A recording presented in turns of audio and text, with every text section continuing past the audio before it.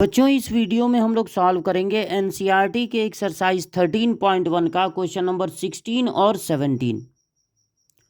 In each of the question 16 and 17 choose the correct answer. तो आप यहाँ पर देख रहे हैं 4 ऑप्शन दिए गए हैं दोनों क्वेश्चन में, और हमको पता लगाना है कि कौन सा ऑप्शन सही है।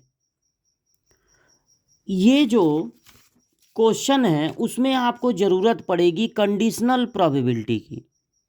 देखिए कंडीशनल प्रोबेबिलिटी, जैसे कि हमने लिखा प्रोबेबिलिटी ए बाई बी, तो यहाँ पर ए भी एक इवेंट है, बी भी एक इवेंट है, और प्रोबेबिलिटी ए बाई बी का मतलब होगा बी तो हो ही रहा है, जो नीचे दिया है इवेंट वो तो हो ही रहा है, उसके साथ ए भी हो इस बात की प्रोबेबिलिटी, और इसका फार्मूला होगा प्रोबेबिलिटी नीचे की प्रोबेबिलिटी नीचे और दोनों के इंटरसेक्शन की प्रोबेबिलिटी ऊपर।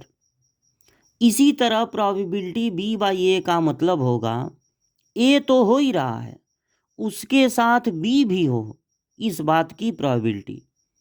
तो फार्मूला वही होगा, नीचे की प्रोबेबिलिटी नीचे और दोनों के इंटरसेक्शन की प्रोबेबिलिटी ऊपर।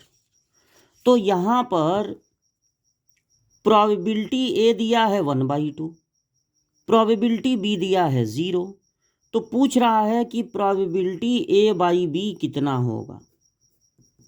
तो देखिए इसका फार्मूला होगा नीचे की प्रोबेबिलिटी नीचे और दोनों के इंटरसेक्शन की प्रोबेबिलिटी ऊपर। तो प्रोबेबिलिटी इंटरसेक्शन की प्रोबेबिलिटी नहीं पता, तो अभी इसको ऐसे ही लिख लीजिए, कहीं दिया नहीं है इंटरसेक्शन की प्रोबेबिलिटी, लेकिन बी की प्रोबेबिलिटी दिया है 0। तो अगर डिनोमिनेटर 0 है तो ऊपर क्या है ये देखने की ज़रूरत ही नहीं है। अगर डिनोमिनेटर 0 है तो फिर ये हो जाएगा नॉट डिफाइन, यानी ये सी वाला ऑप्शन सही है। फिर है question number 17। If A and B are events, A और बी दो घटनाएं हैं, सच दैट ऐसी हैं कि probability A by B equal है प्रोबेबिलिटी बी बाई ए के, ये गिवन है क्वेश्चन में। तो बताइए कि इसमें से कौन सा ऑप्शन सही है।